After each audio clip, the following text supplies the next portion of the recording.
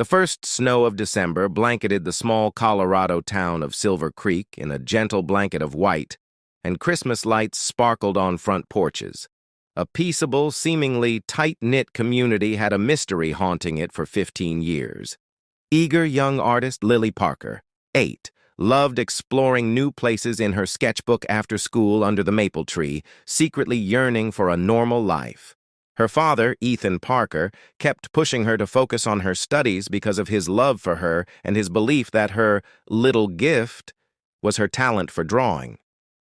However, Lily experienced no happiness in her life after her mother tragically died from cancer 3 years ago. That's when her mother informed the class about an art assignment, inviting everyone to draw the most intriguing place they'd ever dreamed of.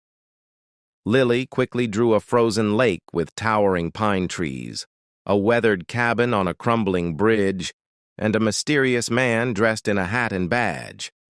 Her drawing was filled with details that hinted at a cold case from 15 years ago. When Mrs. Reynolds saw the drawing and recognized the location, her face turned pale. She was certain Lily was the one who told her to draw this place, but the feeling overwhelming her was a creepy fascination that had no roots in reality. In the end, she left the room to prevent Lily from peering at the drawing. Lily, confused and distressed, felt the chill of fear trickle down her spine. She had never shared this dream with anyone and couldn't understand how anyone could know it was about her. As the final bell rang, Mrs. Reynolds carefully folded the drawing and made a call to the sheriff's office. Detective Sarah Mitchell was brought in to investigate the drawing and unravel the unsolved cold case back then. Detective Sarah Mitchell had spent nearly 12 years chasing criminals across Colorado, but as she stared at Lily Parker's drawing under the bright lights of the sheriff's office, something felt different. The frozen lake, the abandoned red cabin, and the collapsed wooden bridge matched details from the Emily Dawson case with frightening accuracy. Those details had never appeared in newspapers, television reports, or online articles. Only a handful of investigators had ever seen the original crime scene photographs. Sarah placed the drawing beside the old evidence file. Every line seemed to fit perfectly.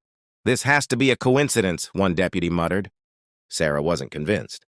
The following morning, she visited Ethan Parker's auto repair shop. Ethan looked confused when he saw a detective step out of her SUV. "Is Lily okay?" he asked immediately. "She's fine," Sarah replied.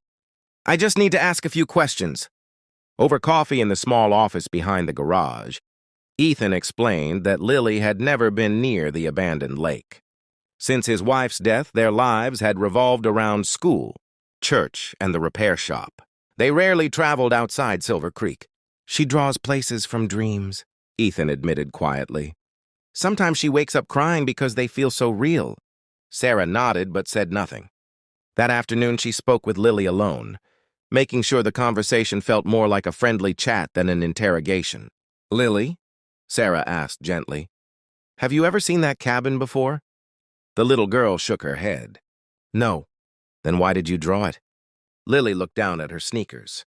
"I keep dreaming about a woman standing by the lake. She never talks. She just looks sad." Then she points toward the bridge. Sarah felt goosebumps creep up her arms. Back at the station, she reopened every box connected to Emily Dawson's disappearance. Hours later, buried inside an old evidence folder, she found a faded witness statement that had somehow escaped being destroyed. The witness claimed he had seen an old blue pickup truck parked near the lake the night. Emily vanished. Sarah froze. She looked back at Lily's drawing. Hidden behind a row of pine trees was the front corner of a blue pickup truck, a detail she hadn't even noticed before. Someone had seen that truck 15 years ago. Someone had quietly removed that lead from the investigation. As Sarah copied the document, an unmarked envelope slid beneath her office door. Inside was a single typed sentence: "Stop digging, or the next child will disappear." The anonymous threat changed everything. Detective Sarah Mitchell no longer believed she was simply investigating an old cold case. Whoever had slipped that message under her office door knew she had reopened the Emily Dawson file, and they were terrified of what she might uncover. She immediately assigned deputies to keep an eye on Lily Parker's school, while Ethan reluctantly agreed to drive his daughter everywhere until they understood what they were dealing with. "What aren't you telling me?" Ethan asked as they stood outside the sheriff's office. Sarah hesitated before answering. "I think someone has been hiding the truth about Emily Dawson's disappearance for 15 years, and now they know we're getting close." That night, Lily woke just before dawn, breathing heavily from another vivid dream. She walked into the kitchen, still wrapped in her blanket. "Dad," she whispered, "the lady was there again." Ethan set down his coffee. "What did she say?" "She still doesn't talk." "Then what happened?" Lily grabbed a pencil and quickly sketched another picture on the back of a grocery receipt. This time, she drew the same red cabin, but there was something new. A large oak tree leaning toward the roof and a circle marked beneath the cabin's old stone fireplace. "She kept pointing here," Lily said softly. Sarah studied the sketch for several seconds before making a decision. "We're going." Within 2 hours, Sarah, Ethan, 2 crime scene investigators, and a search team drove through the snow-covered mountains toward the abandoned property. The cabin looked exactly like Lily had drawn it. Its faded red paint had almost disappeared. The windows were shattered, and the collapsed bridge stretched across the frozen creek like a forgotten scar. Ethan stared at his daughter. "You've really never been here?" Lily slowly shook her head. "I've only seen it when I'm asleep." Inside, dust covered every surface. Broken furniture lay scattered across the floor, untouched for years. Following Lily's drawing, investigators removed loose stones from the old fireplace. Nothing. Then Lily quietly walked into the corner of the room. "No," she whispered. "She wants you to look under the floor." The investigators pried up several rotten floorboards. Beneath them was a rusted metal box wrapped in a moldy canvas bag. Sarah carefully opened it. Inside lay a delicate silver necklace engraved with the initials ED. Her heart skipped. Emily Dawson's mother had described that necklace in her missing person report 15 years earlier. The discovery was enough to secure a full forensic search of the property. Hours later, a cadaver dog suddenly began barking near a cluster of pine trees behind the cabin. Everyone fell silent. As investigators started digging through the frozen ground, Sarah knew they were no longer searching for clues. They were about to uncover the truth that someone had spent 15 years trying to bury. The discovery of human remains behind the abandoned cabin sent shockwaves through Silver Creek. Within hours, yellow crime scene tape surrounded the entire property as forensic investigators worked through the freezing Colorado air. News helicopters circled overhead, and local reporters gathered outside the sheriff's office. A case that had been buried for 15 years had suddenly become the biggest story in the state. Emily Dawson's parents stood silently behind the police barricade, holding each other as detectives confirmed what they had feared for more than a decade. DNA testing would take several days, but the silver necklace, the location, and the personal belongings found with the remains left little room for doubt. For the first time in 15 years, Emily's family believed they would finally learn the truth. Detective Sarah Mitchell refused to celebrate too soon. "Finding Emily is only half the case," she told her team. "Now we have to find the person who put her there." Back at the sheriff's office, Sarah spread old photographs, witness statements, and evidence across the conference table. She noticed something that investigators years earlier had either missed or deliberately ignored. One name appeared almost everywhere in the original investigation: former Deputy Robert Hayes. He had interviewed witnesses. He had logged evidence. He had supervised the search around the cabin. He had even been the officer who insisted there was nothing left to find after only 4 days. Sarah requested every personnel file connected to Robert Hayes. The deeper she looked, the stranger things became. Several witness statements had disappeared. Evidence logs contained altered dates. A box of photographs had been signed out by Robert 15 years earlier and never officially returned. "This isn't sloppy police work," Sarah whispered. "Someone buried this case." Meanwhile, Ethan tried to give Lily a normal evening. They ordered pizza, watched an old animated movie, and laughed together for the first time in days.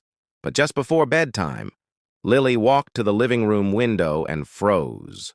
"Dad!" Ethan looked up. "What is it?" "The man from my drawings."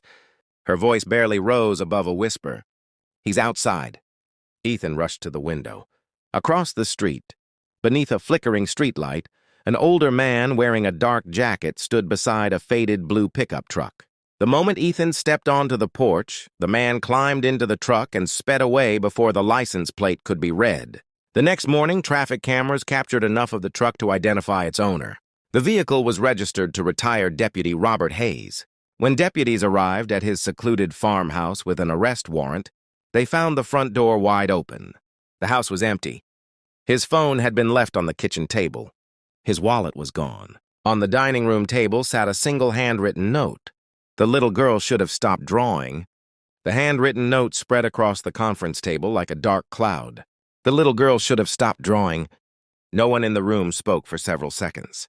Detective Sarah Mitchell immediately ordered every available deputy to begin searching for Robert Hayes.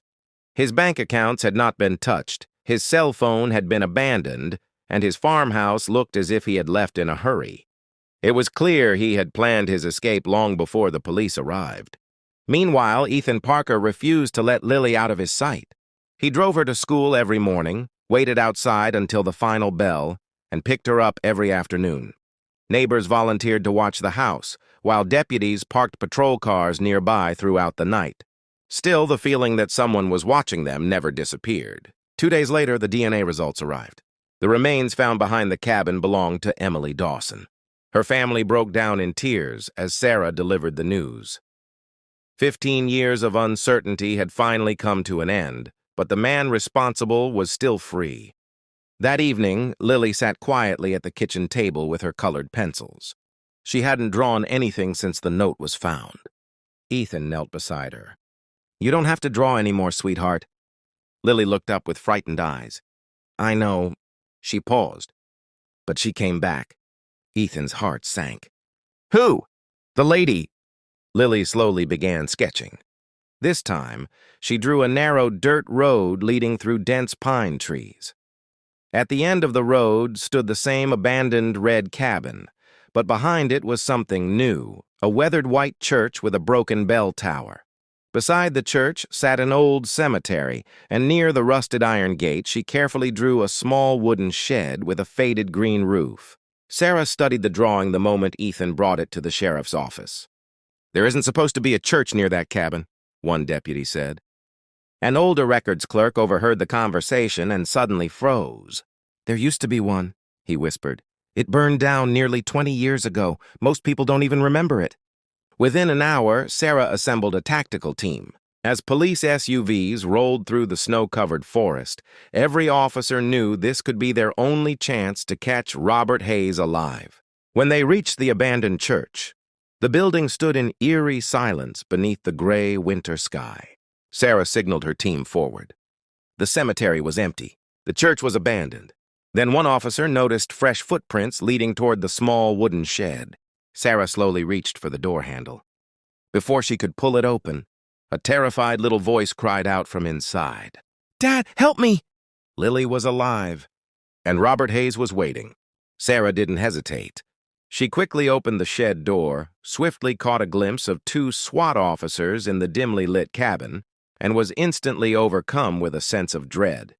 The wooden building smelled rotting earth and gasoline, with old farming tools poking out of the walls. A single lantern cast long shadows on the cramped space. Lily sat tied to a chair, her screams echoing in the confined space. Her hair tangled with the roping material, as dark shadows from her head to her feet cast an eerie disregard for danger. Determined to save her daughter, Sarah silently dropped her weapon and turned her gaze toward Robert Hayes' dark, tired eyes. "You can't stop me," she whispered. "I can't bear to see you go through this, and I won't let you hurt Lily." Robert's deep voice echoed through the shed, where he revealed that he had buried Emily far from home in a struggle to protect his own truth. As Robert slowly lowered his shotgun, he confronted what he could not escape in the cold case for 15 years, the truth surrounding Emily's fate. He revealed that he was responsible for buried Emily, leading his family to a new peace with the truth. Over time, slowly returning life to its normalcy, Lily returned to school after getting rescued from the shattered cabin by Ethan, who was holding her tightly, unable to suppress his tearful eyes. While still processing his loss, they both shared a warm smile on Lily's latest picture. In a quiet Silver Creek community hall, Lily attended Emily's memorial service alongside her parents and many others. She gently shared that she knew the truth, healing both her daughter's and her father's memories. As autumn snowflakes gently fell around them, Lily whispered to her father, "There aren't any sad people anymore.